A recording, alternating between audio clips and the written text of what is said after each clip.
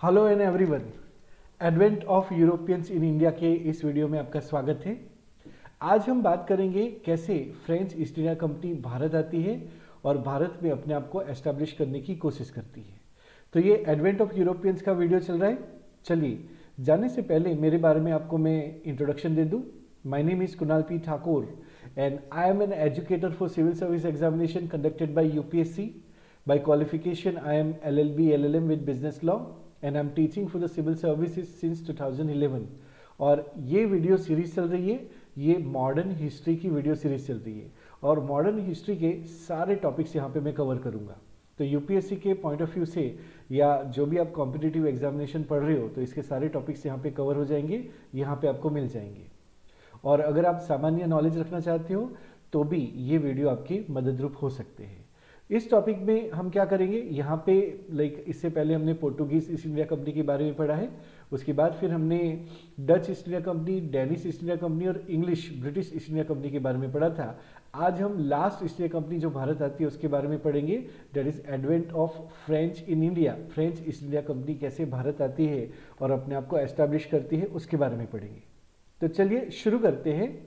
French East India company कैसे French centre Bharat में establish होते हैं, फाउंड होते हैं, इसकी बात करेंगे। तो देखो, फ्रेंच जो थे वो हमेशा से उनकी विश तो थी, इच्छा तो थी कि वो अपनी कंपनी लेके भारत आए, कॉमर्स के उद्देश्य से भारत आए और भारत आके वो अपना व्यापार करे। 16th सेंचुरी से उनकी इच्छा जो थी वो थी यहाँ आके व्यापार करना, लेकिन उनका जो अपीयरेंस है भारत में, उनका आना सबसे लास्ट में होता है। सबसे पहले पोर्टुगीज आए थे और सबसे लास्ट जो है वो हमारे फ्रेंच आते हैं। तो देखते हैं कि कैसे वो आए, कैसे कंपनी बनी, कैसे भारत आई और कैसे उन्होंने अपना व्यापार शुरू किया। तो देखो, French were the last European to come to India with the purpose of trade, के जल मार्ग से ये लास्ट आए थे भारत में। तो इस समय राजा कौन थे? लुईस 14 यहाँ पे राजा थे। तो ये यहाँ पे आपको दिख रहे हैं, Louis 14। So during the reign of Louis 14 king famous minister, उनका एक बहुत फेमस मिनिस्टर था जिसका नाम था कोलबर्ट। कोलबर्ट ने ये कंपनी एस्टैब्लिश की थी, फाउंड की थी। Colbert led foundation of French East India Company in 1664। 1664 में फ्रेंच ईस्ट इंडिया कंपनी की स्थापना कोलबर्ट के द्वारा होती है। In which king also took a deep interest, इसमें किंग का भी इंटरेस्ट था, फायदा था।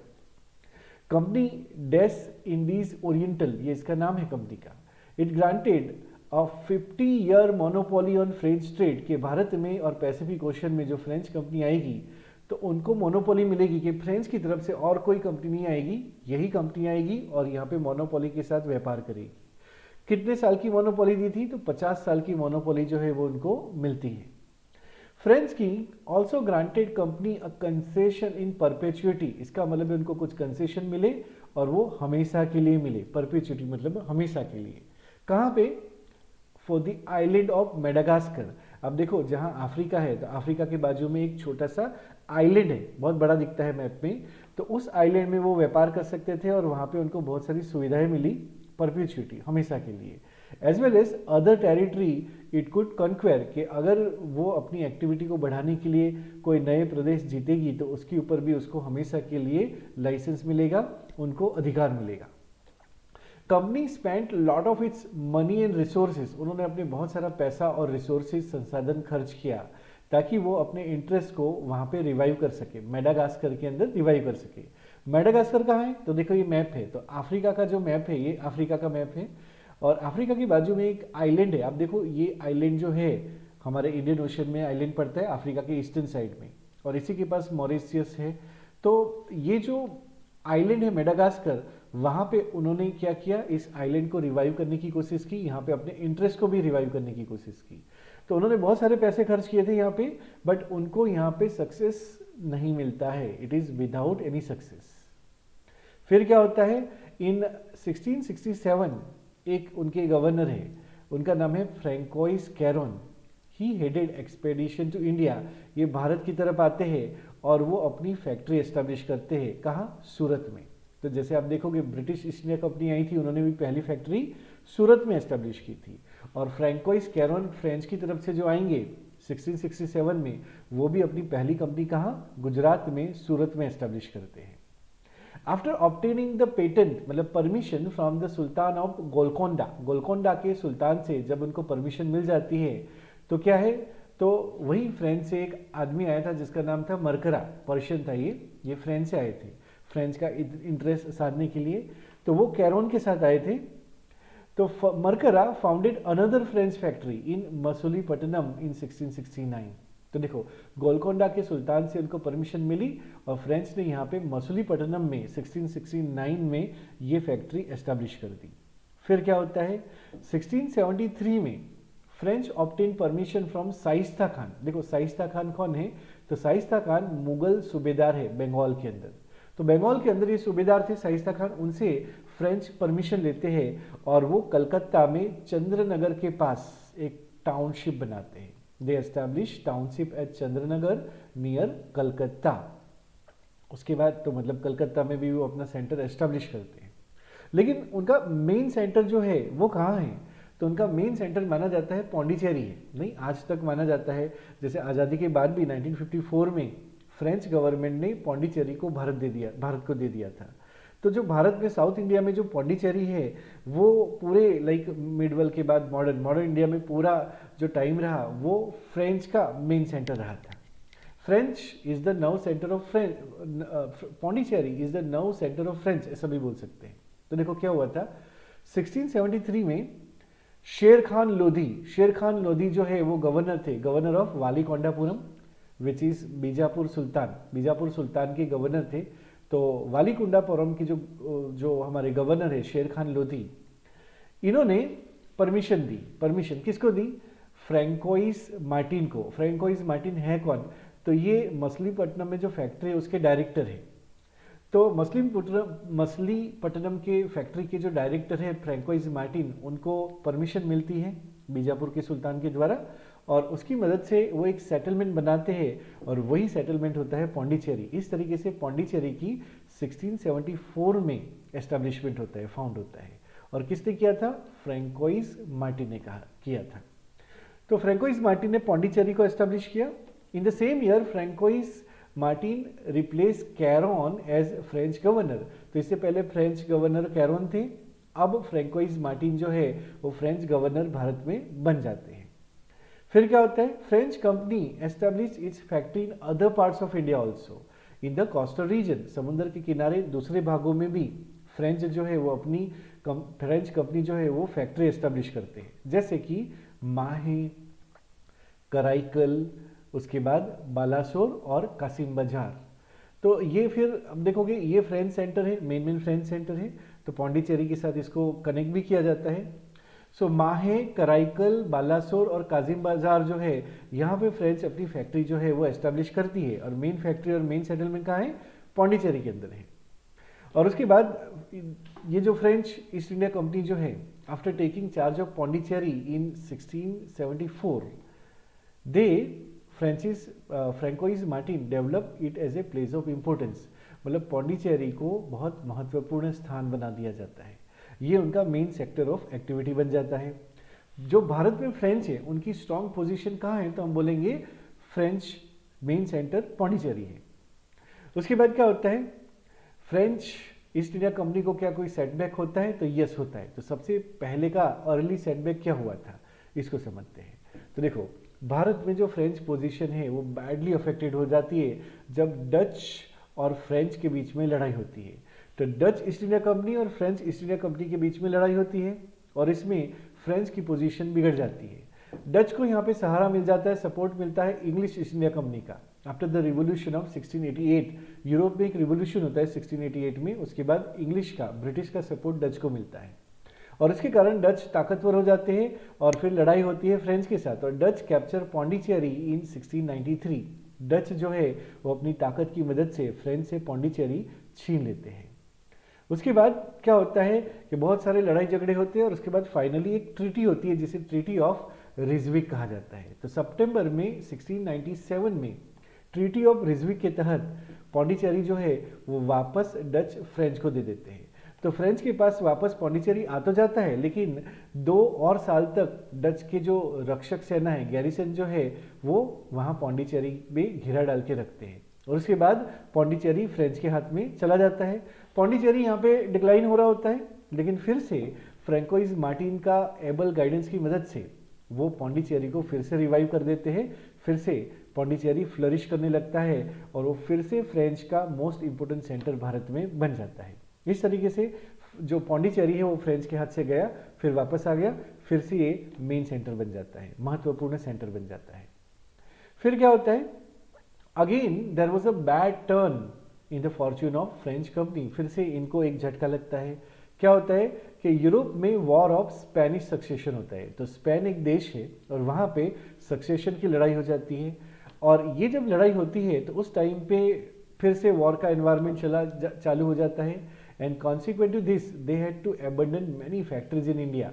भारत में जो फ्रेंच जो है उनको नुकसान हो रहा होता है, इसलिए भारत में बहुत सारी फैक्ट्री उनको बंद करनी पड़ती है, जिसमें उनकी फैक्ट्री जो सूरत में थी उसको बंद करनी पड़ेगी, मसूलीपट्टनम में जो उनकी फैक्ट्री थी वो भी बंद करनी पड़ेगी, और बंटाम में जो उनकी फैक्ट्री थी अर्ली 18th सेंचुरी में, ये सारी फैक्ट्री उनको बंद करनी पड़ती है, मतलब उनको नुकसान हो रहा होता है।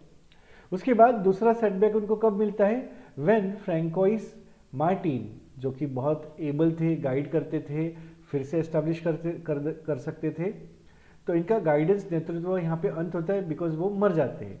सो Francois Martin died on December 31, 1706। फ्रैंकोइस मार्टिन के मरने से ही वहाँ पौंडीचेरी जो है वो फ्रेंच है वो फिर से कमजोर पड़ जाते हैं। फिर क्या होता है, फिर से कंपनी को रीऑर्गेनाइज किया जाता है। तो 1720 में French company was reorganise as perpetual company of the Indies, और उसकी ताकत, कंपनी की ताकत फिर से उसमें रीऑर्गेनाइजेशन किया जाता है, उसकी ताकत को वापस बढ़ा दिया जाता है। इससे क्या होता है, इससे यहाँ पे और पावर मिलता है यहाँ से जो गवर्नर आते हैं उनके। तो इसके बाद 2 एक्टिव एंड वाइस गवर्नर आते हैं, मजबूत गवर्नर आते हैं। एक का नाम होता है लिनोर और दूसरा का नाम होता है डुमास। तो 1720 में लिनोर आते हैं और 1742 में डुमास आते हैं, और ये एक्टिव और बहुत ही वाइस गवर्नर होते हैं, और ये फ्रेंच कंपनी को भारत में फिर से रिवाइव कर लेते हैं, फिर से इसको ताकतवर बना लेते हैं। Further French in India was back by French position, मतलब उनको कहाँ से बैक मिल रहा था, कहाँ से उनको सपोर्ट मिल रहा था, तो जो भी मॉरिशियस में और रीयूनियन में, तो हो ना मेडागास्कर जो है अफ्रीका के पास जो 2 आइलैंड है, देश है, तो वहाँ पे फ्रेंच का पोजीशन होता है, उनकी कॉलोनी होती है, and they are getting many profit from there, और उसकी मदद से वो फ्रेंच का अपना जो एस्टेब्लिशमेंट है उसको आगे बढ़ा रहे होते हैं। सो French in India was back by French position of Mauritius and reunion. यहाँ से उनको मतलब मदद मिल रही होती है। ये कहाँ होते हैं, तो ये साउदर्न इंडियन ओशन में होते हैं, और इनकी मदद से फिर से फ्रेंच अपने आप को रिवाइव कर रहे होते हैं। ठीक है, तो ये थी उनकी कहानी कि कैसे उन्होंने भारत में एस्टैब्लिश किया और कैसे उन्होंने भी ऊपर नीचे और ऐसे पड़ाव देखे। अब हम नेक्स्ट वीडियो में बात करेंगे कार्नेटिक वॉर के बारे में बात करेंगे। और कार्नेटिक वॉर क्या है, ये ब्रिटिश ईस्ट इंडिया कंपनी और फ्रेंच कंपनी के बीच में लड़ाई है भारत में। So it is Anglo French struggle for supremacy, इसको हम नेक्स्ट वीडियो में देखेंगे। तो आज इस वीडियो में हम यहीं पे कंप्लीट करते हैं। आइए कुछ क्वेश्चंस देख लेते हैं। पहला सवाल, when was the compagnie des Indies oriental, मतलब French East India Company founded, 1500 में, ए, बी 1664 में, सी 1674 में, डी 1742 में। यहाँ पे करेक्ट आंसर जो है वो है 1664। Next question, what did compagnie des एलिस, मतलब East India Company of French East India Company receive from French king Louis 14 in addition to 50-year trade monopoly. क्या मिला था उनको इस मोनोपोली के अलावा, A concession for Madagascar, B alliance with the Dutch, C permission to establish factory in India, and D treaty with Mughal emperor. Correct answer जो है वो है ए है कंसेशन फॉर मेडागास्कर। आप अपने आंसर कमेंट बॉक्स में लिख सकते हो और उसके बाद मेरे साथ इसको मैच कर सकते हो जी। नेक्स्ट क्वेश्चन है, where was the first French factory establish in India by Francois Caron in 1667? A Surat, B Masulipatnam, C Chandernagore, D Pondicherry. Correct answer जो है वो है A Surat. Next question, Who was the governor of Valikondapuram and granted site for settlement of Pondicherry in 1674? A. Shaista Khan, B. Francois Caron, C. Francois Martin, D. Louis Putin. यहाँ पे correct answer जो होगा वो है सी, फ्रैंकोइज Martin. Pondicherry के लिए फ्रैंकोइज Martin को जाना जाता है। Next question, which European power capture Pondicherry in 1693 during the war with French? Option A English, B Dutch, C Portuguese and D Spanish. Correct answer जो है वो है B Dutch. Dutch is the answer, कि मतलब इनके साथ वॉर हुआ था, पौंडीचेरी को कैप्चर कर लिया था, तो वो डच ईस्ट इंडिया कंपनी थी। Next question, in what year was Pondicherry restored to the French under the treaty of Ryswick? Ryswick treaty कब हुई थी और फ्रेंच को वापस पौंडीचेरी कब मिला था? ए 1697, बी 1674, सी 1706, डी 1720।